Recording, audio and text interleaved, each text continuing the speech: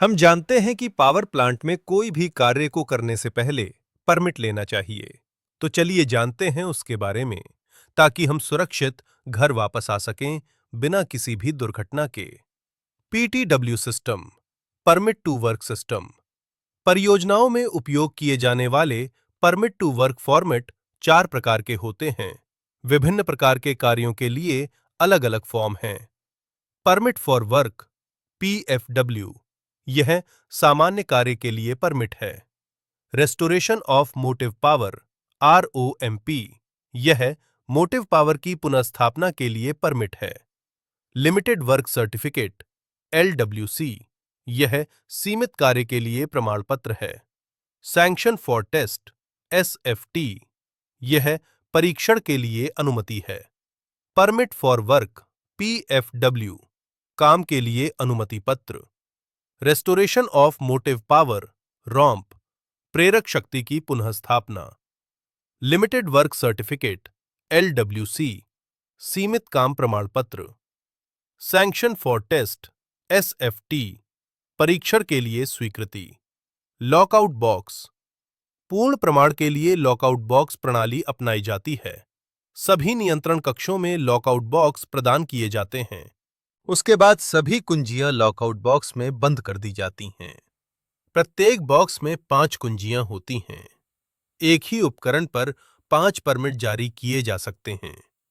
Box तब तक नहीं खोला जा सकता जब तक कि सभी 5 कुंजियां वापस नहीं आ जाती हैं।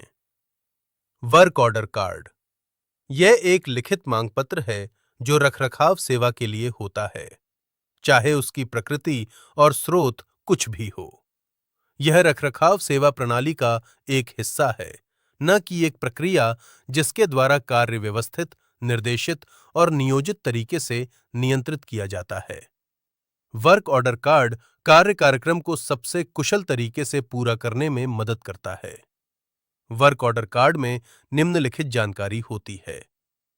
खामियों की प्राथमिकता, डिफेक्ट्स प्रायोरिटी, खराबी का प्रकार, fault type, PTW, permit to work, आवश्यक है या नहीं, पीटीडब्ल्यू, रिक्वायर्ड या नॉट। ब्रेकडाउन का प्रभाव, इंपैक्ट ऑफ ब्रेकडाउन, कार्यों / कार्य विशिष्टताओं का विवरण। Description of jobs / work specifications. आवश्यक मानव शक्ति, मैन पावर रिक्वायर्ड। अनुमानित अवधि, एस्टिमेटेड ड्यूरेशन। रख रखाव का प्रारंभ, तिथि, समय, स्टार्ट ऑफ मेंटेनेंस। रख रखाव का समापन, तिथि और समय, कंप्लीशन ऑफ मेंटेनेंस। उपयोग की गई स्पेयर / उपभोग्य सामग्री, स्पेयर / कंज्यूमेबल्स यूज्ड।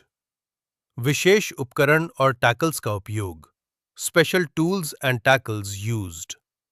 प्रतिबद्ध कार्य कार्यक्रम, कमिटेड वर्क प्रोग्राम। दैनिक योजना बैठक में दोष कार्य आदेश card, defect work order cards और निवारक रखरखाव / निर्धारित रखरखाव, P/M, के कार्यक्रमों पर प्राथमिकता के क्रम में चर्चा की जाती है।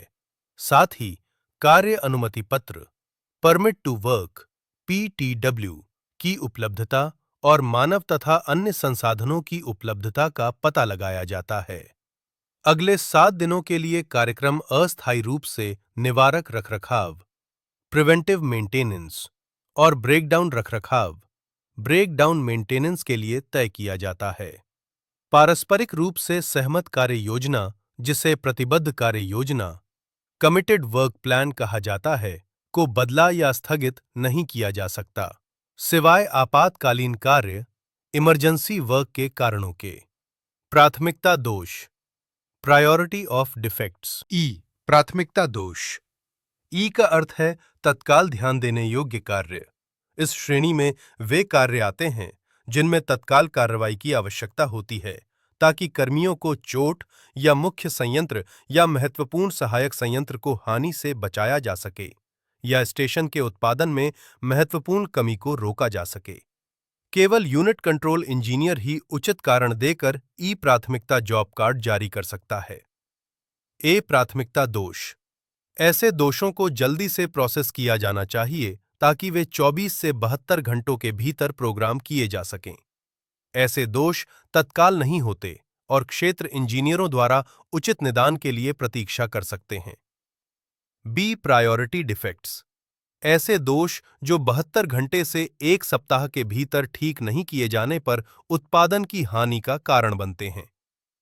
सी प्रायोरिटी डिफेक्ट्स, ऐसे दोष जो उत्पादन, उपलब्धता या थर्मल प्रदर्शन पर कोई महत्वपूर्ण प्रभाव नहीं डालते हैं। परमिट टू वर्क पीटीडब्ल्यू, विद्युत उपकरण का पूर्ण अलगाव पीटीडब्ल्यू जारी करने से पहले किया जा रहा है। HT/LT ब्रेकर्स, मॉड्यूल्स को लाइफ सिस्टम से पूरी तरह से अलग किया जाता है और इसे लॉक किया जाता है तथा कुंजी को लॉकआउट बक्सों में रखा जाता है। उचित अर्थिंग की जाती है।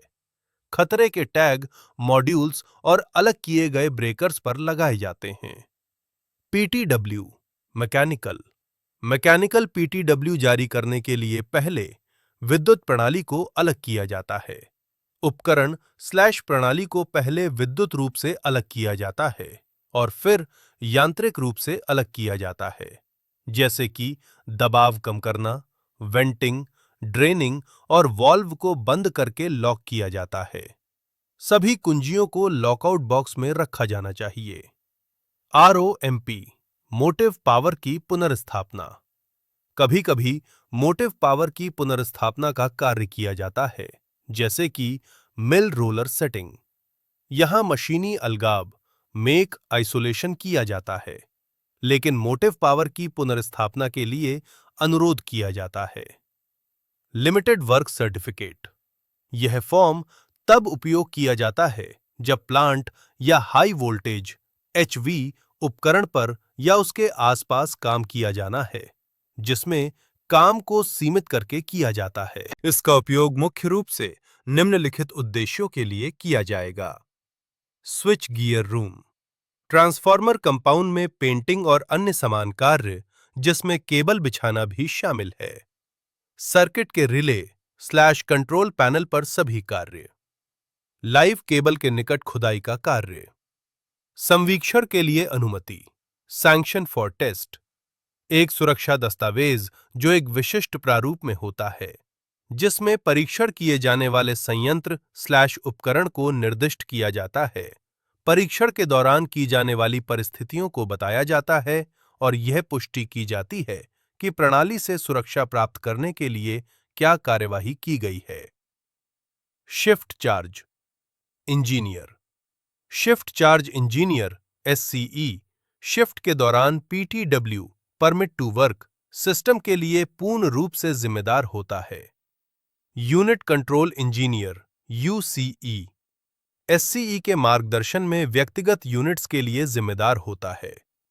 यूनिट का यूनिट कंट्रोल इंजीनियर मशीनी और विद्युत उपकरणों के आइसोलेशन के लिए जिम्मेदार होता है। ऑफ साइट इंजीनियर, उनका कार्य CW pump house, auxiliary AUX pump house, clariflocculators, clarified water pump house, ash slurry pump house, ash water pump house में स्थापित उपकरणों के संचालन और नियंत्रण के लिए है।